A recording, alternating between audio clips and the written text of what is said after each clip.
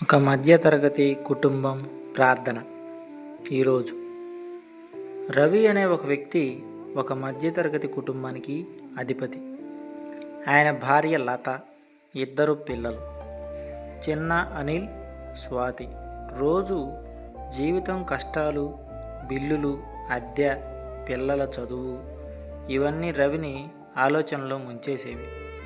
ఒక ఆదివారం ఉదయం లత చెప్పింది, రవి, ఈరోజు యేసయ్య మందిరానికి వెళదాం, మనం చాలా రోజులుగా వెళ్ళలేదు. మొదట రవి ఇప్పుడు టైం లేదు అని అన్నాడు, కానీ పిల్లలు కూడా పట్టుబట్టారు.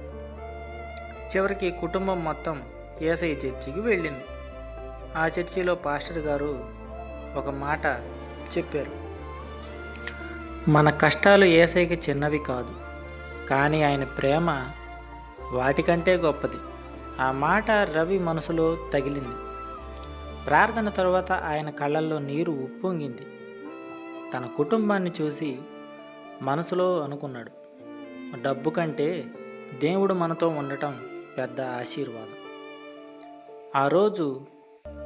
ఆ రోజు నుంచి రవి ప్రతి వారం చర్చికి వెళ్ళి ప్రార్థన చేయటం అలవాటు చేసుకున్నాడు. తరువాత ఆయన ఇంట్లో కూడా శాంతి, ఆనందం నిండిపోయింది.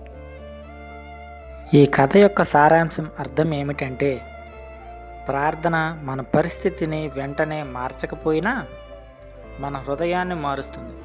అదే నిజమైన అద్భుతం. ఈ వీడియో నచ్చితే లైక్ చేసి, షేర్ చేసి మన ఛానల్ని సబ్స్క్రైబ్ చేసుకుంటారని కోరుకుంటున్నాను.